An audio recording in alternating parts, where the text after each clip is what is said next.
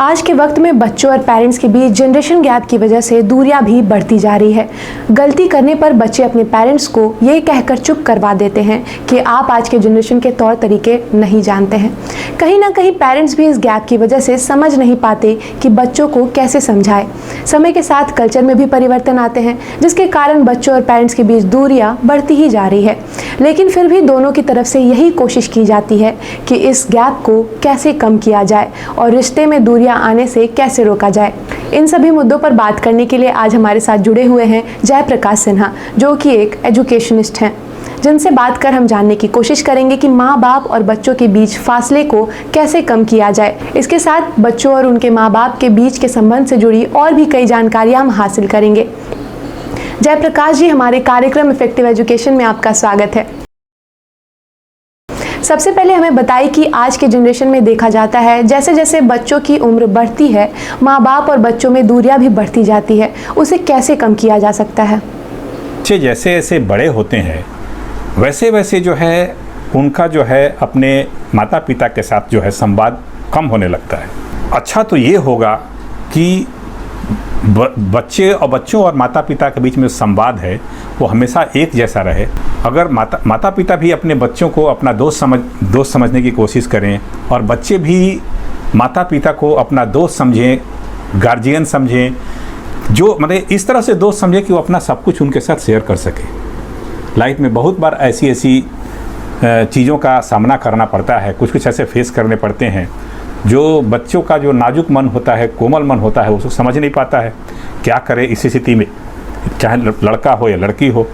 लेकिन अगर आपको कुछ समस्याएं बाहर भीतर कहीं भी अगर आप फेस करनी पड़ रही है, अगर वो आप अपने पेरेंट्स का शेयर करते हैं, पेरेंट्स के साथ शेयर करते हैं, तो ये 100% श्योर है कि पेरेंट्स जो है आपकी उस समस्या का निदान करेंगे और करते हैं।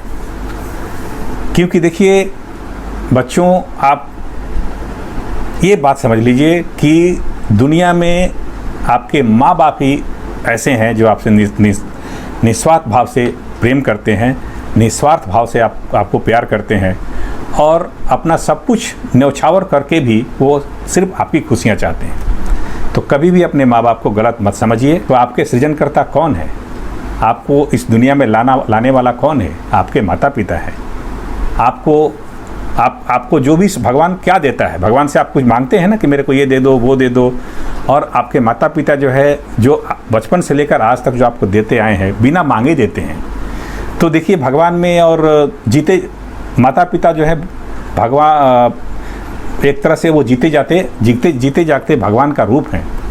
तो बच्चों को इस चीज़ को समझना चाहिए। माँ बाप को भी ऐसा नहीं कि कभी बड़े होने के बाद में बच्चे सीधे मुंह बात नहीं करते या संवाद कम करते हैं, तो ये एक अच्छा वातावरण नहीं बनाता है। बातचीत करें, हंसी मजाक करें, दोस्त समझे, ताकि अपनी कुछ प्रॉब्लम्स को उनके साथ शेयर कर पाएँ। शेयर करेंगे तो 100% श्योर है कि आपकी समस्या का समाधान होगा और जिससे आपके आने वाले रास्ते खुलेंगे। आपके रास्ते में कुछ बाधाएं होंगी तो वो दूर होंगी, जो प्रॉब्लम्स होंगी, जो समस्याएं होंगी वो दूर होंगी। इसलिए वो और माँ बाप को भी ये चाहिए कि एक कहावत है कि जब भी बाप का जूता बच्चों के पैरों में आने लगे तो बाप को अपने बच्चों को अपना दोस्त समझना चाहिए। तो अगर घर में ही दोस्त है तो फिर क्या प्रॉब्लम है? बच्चे जैसे जैसे बड़े होते हैं वैसे वैसे हम लोग देखते हैं कि उनका माता पिता से जो संवाद है वो कम होने लगता है, जिसे आप जनरेशन गैप या कुछ भी विचारों की अंडरस्टैंडिंग बोल सकते हैं कि ज़्यादा बनती नहीं है या जो भी है। एक दूसरे को रेस्पेक्ट करते हैं, एक दूसरे को सब कुछ करते हैं, लेकिन जो बातचीत जो है, एक जो संवाद का जो एक जिस तरह से होना चाहिए वो ज़रा ठीक नहीं लगता है। माँ बाप के लिए एक कविता लिखी है, उन कविता में से 2-4 लाइनें मुझे बहुत पसंद है जो इस पारिवारिक माहौल के ऊपर मैं ज़रूर आपसे शेयर करना चाहूँगा, खासकर बच्चों के लिए, कि माता पिता का क्या रोल होता है आपकी ज़िंदगी में। पिता जीवन है, संबल है, शक्ति है, पिता सृष्टि के निर्माण की अभिव्यक्ति है। पिता रोटी है, कपड़ा है, मकान है, पिता छोटे से परिंदे का बड़ा आसमान है। विश्व में किसी भी देवता का स्थान दूजा है, विश्व में किसी भी देवता का स्थान दूजा है, माँ बाप की सेवा ही सबसे बड़ी पूजा है। आपने बताया कि माँ बाप और बच्चों की जो दूरियां बढ़ रही है उसका कहीं ना कहीं एक कारण ये भी है कि बच्चे जल्दी अपने माँ बाप से सारी बातें शेयर नहीं कर पाते। उन्हें अपने से जुड़ी बातों को अपने पेरेंट्स के साथ शेयर करना चाहिए। लेकिन मैं जानना चाहूँगी कि पेरेंट्स और बच्चों में इस तरह की दूरी ना हो, परेशानी ना हो, इसके लिए पेरेंट्स को क्या करना चाहिए? कि अगर परिवार के सदस्य सक्षम है बच्चों को पढ़ाने में, जैसे कि जब भी बच्चे छोटे होते हैं तो हम लोग उनको ABCD या क ख ग घ जो भी है सिखाते हैं घर में ही पहले, क्योंकि पहली पाठशाला है। तो अगर परिवार के सदस्य सक्षम है इन बातों में बच्चों को पढ़ाने में, तो कहीं ट्यूशन भेजने से बेहतर है कि वो बच्चों को खुद पढ़ाएं, बच्चों के साथ बैठें। इससे क्या होगा, दोनों में एक बॉन्डिंग डेवलप होगी और बच्चे जो है कुछ भी पूछने में झिझकेंगे नहीं आपसे। अगर बच्चे जो है शुरू से अगर आपसे इस तरह से जुड़े हुए हैं कि कभी भी जैसे कोर्स का कुछ हुआ सवाल पूछ लिया, कभी किस सब्जेक्ट से सवाल पूछ लिया, तो कभी कुछ भी सवाल पूछ सकते हैं। और जीवन में जो जब जैसे जैसे बड़े होंगे जीवन में उनमें अगर कुछ और समस्याएं भी होगी वो भी आपके साथ शेयर करेंगे। कभी कभी ऐसा होता है कि बच्चे कुछ समस्याएं फेस करते हैं, लेकिन इतना ज़्यादा गैप है पेरेंट्स और बच्चों के बीच में कि बच्चे शेयर नहीं कर पाते, जो कि अच्छी बात नहीं है। क्योंकि जब भी बच्चों का जो कोमल मन जो होता है वो उन समस्याओं को निपटाने में सक्षम नहीं है, लेकिन वही समस्या अगर वो अपने पेरेंट्स से शेयर करे तो पेरेंट्स जो है उन समस्याओं का निदान कर सकते हैं और करते हैं। बिल्कुल बिल्कुल, माँ बाप और बच्चों के बीच बॉन्डिंग होना बहुत ज़रूरी है। इसके अलावा हमें बताएं कि मिडिल क्लास फैमिली में अक्सर देखा गया है कि दोस्ताना माहौल माँ बाप से बच्चों का या फिर पढ़ाई का माहौल नहीं रह पाता है। ऐसे में फिर पेरेंट्स क्या करें? देखिए, बहुत छोटी छोटी बातें हैं जिसको हम लोग नज़रअंदाज कर देते हैं, लेकिन जो बहुत ही महत्वपूर्ण है। अगर घर में शिक्षा प्राप्त करने वाले बच्चे हैं, पढ़ने लिखने वाले बच्चे हैं, घर के परिवार के हर सदस्य का यह कर्तव्य बनता है कि घर का माहौल जो है वो पढ़ाई के अनुकूल हो और शांतिपूर्ण हो। जैसे आजकल सब लोगों के मकान छोटे छोटे होते हैं, 2-3 कमरों के घर होते हैं, तो उस घर में अगर मान लीजिए बगल वाले कमरे में बच्चे पढ़ रहे हैं तो ऐसा नहीं होना चाहिए कि ड्राइंग रूम में कोई ज़ोर ज़ोर से टीवी चलाए या कोई ज़ोर ज़ोर से फ़ोन पे बात करे या परिवार के 2 अन्य सदस्य किसी भी विषय पर गर्मा गर्म बहस करें। ऐसा कभी हो नहीं सकता कि अगर आप बगल वाले कमरे में बैठकर ज़ोर ज़ोर से टीवी चलाएंगे या गर्मा गर्म बहस करेंगे तो उसकी आवाज़ बच्चों के कानों तक नहीं पहुंचेगी, और जब ही ये आवाज़ जो है डिस्टर्ब करने वाली आवाज़ उनके कानों में पहुंचेगी तो उनकी एकाग्रता भंग होगी और वो जो भी काम कर रहे हैं उस काम में अपना बेस्ट नहीं दे पाएंगे, उस काम में उनका मन लगेगा नहीं, क्योंकि उनका ध्यान जो है भटक गया, उनका ध्यान दूसरी जगह है।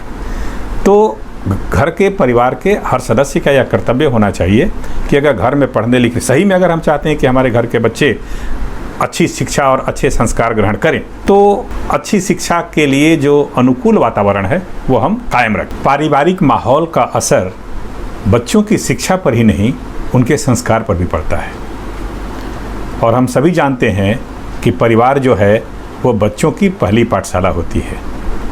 पर सच तो ये है कि परिवार एवं पारिवारिक माहौल जो है वो बच्चों की पहली पाठशाला ही नहीं बल्कि बच्चों के जीवन की सबसे बड़ी पाठशाला होती है, क्योंकि हम परिवार में ही अपना अधिक से अधिक समय व्यतीत करते हैं।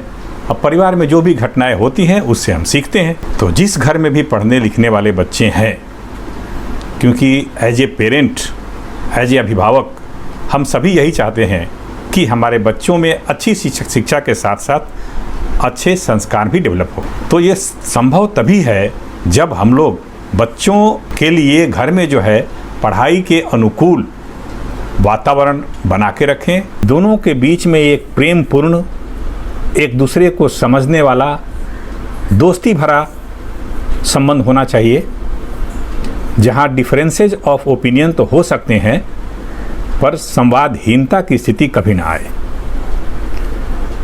बच्चों से जाने अनजाने में अगर कोई गलती हो जाती है तो वो अपने पेरेंट्स से शेयर करने में झिझके नहीं, और पेरेंट्स को चाहिए कि ये गलती इंसानों से ही होती है। बच्चों से अगर कोई गलती हो गई है छोटी या बड़ी तो उसको सुधारने का प्रयास किया जाए और उनको माफ़ कर दिया जाए और उनको सही रास्ता बताया जाए, ताकि वो उन रास्तों पर चलकर अपने जीवन को सार्थक बना पाएँ, अपने जीवन को बेहतर बना पाएँ। और बच्चों को भी ये ध्यान देना है कि माता पिता से बढ़कर उनका हितैषी कोई इस दुनिया में दूसरा नहीं है, क्योंकि माता पिता ही दो ऐसे शख्स हैं जो अपना सब कुछ त्याग करके भी अपने बच्चों की खुशियाँ चाहते हैं। तो आप जो भी प्रॉब्लम्स हैं, जो भी समस्याएं हैं, आप उनसे शेयर करिए। अगर कोई गलती जाने अनजाने में हो गई है उसे भी शेयर करिए, उसका समाधान ज़रूर मिलेगा। याद रखिए, फूल 2 बार नहीं खिलते, जन्म 2 बार नहीं मिलते। फूल कभी 2 बार नहीं खिलते, जन्म कभी 2 बार नहीं मिलते। मिलने को तो हजारों लोग मिल जाते हैं, मगर हजारों गलतियां माफ़ करने वाले माँ बाप नहीं मिलते। तो माँ बाप का दिल बहुत बड़ा होता है, आपकी हजारों गलतियां माफ़ करते हैं, आगे भी करेंगे, पर आपको उन गलतियों से सबक लेना चाहिए और अपने जीवन को बेहतर बनाना चाहिए। माँ बाप जो सही रास्ता बताते हैं वो कभी गलत नहीं बताएंगे। उन रास्तों पर चलने का प्रयास करें, या दोनों मिलजुल कर एक ऐसा रास्ता तय करें जो दोनों के लिए सही हो, और फिर उस रास्ते पर चलकर बच्चे अपने जीवन को बेहतर बनाए, जीवन को सफल बनाए, सार्थक बनाए। आपने जैसा बताया कि घर का माहौल बच्चों की पढ़ाई के प्रति एकाग्रता को बनाए रखता है और सभी को संयुक्त होकर इस माहौल को बनाए रखना चाहिए। आपने कहा कि बच्चों को अपनी गलतियों से सबक लेकर जीवन को सही बनाना चाहिए, लेकिन कई बार जब बच्चे किन्हीं चीज़ों में असफल हो जाते हैं तो फिर वह आगे प्रयास नहीं करना चाहते। वैसे में उन बच्चों के लिए आपका क्या कहना है?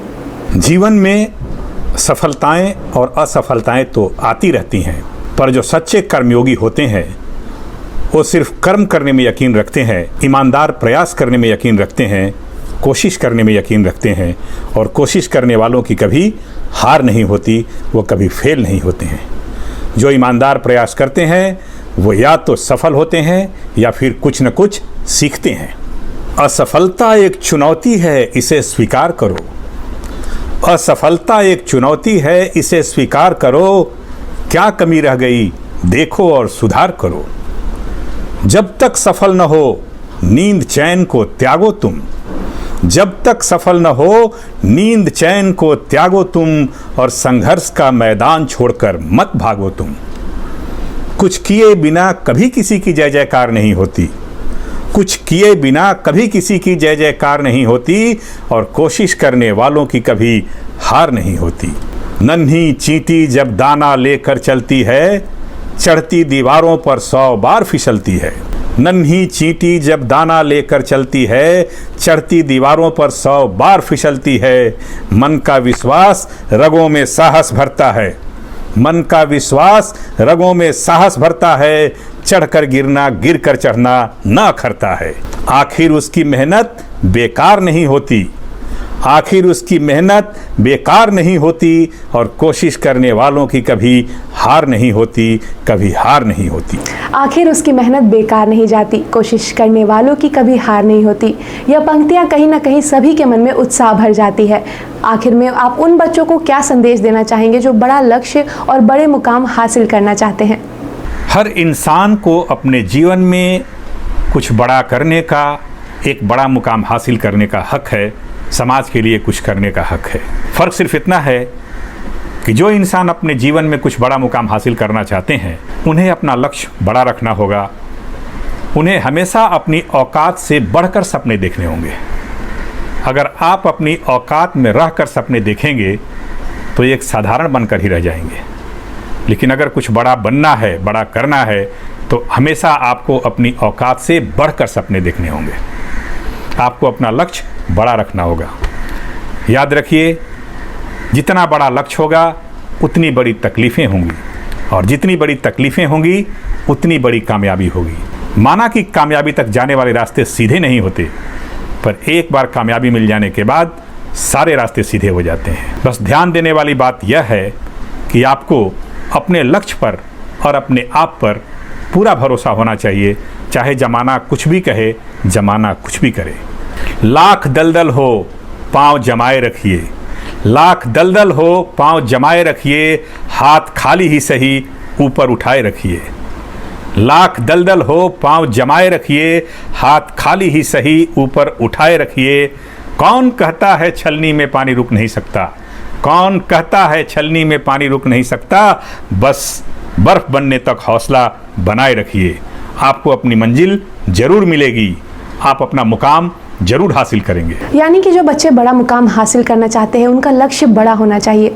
आज हमने जयप्रकाश जी से बात कर कई जानकारियां इकट्ठा की। मैं उम्मीद करती हूं कि माँ बाप और बच्चों के बीच के संबंध से जुड़ी यह जानकारियां आपके काम आएगी। फिर मुलाकात होगी अगले कार्यक्रम में कुछ और नई जानकारियों के साथ। तब तक के लिए नमस्कार। बने रहें thetimesmedia.com पर। आप हमें फेसबुक और यूट्यूब पर भी देख सकते हैं।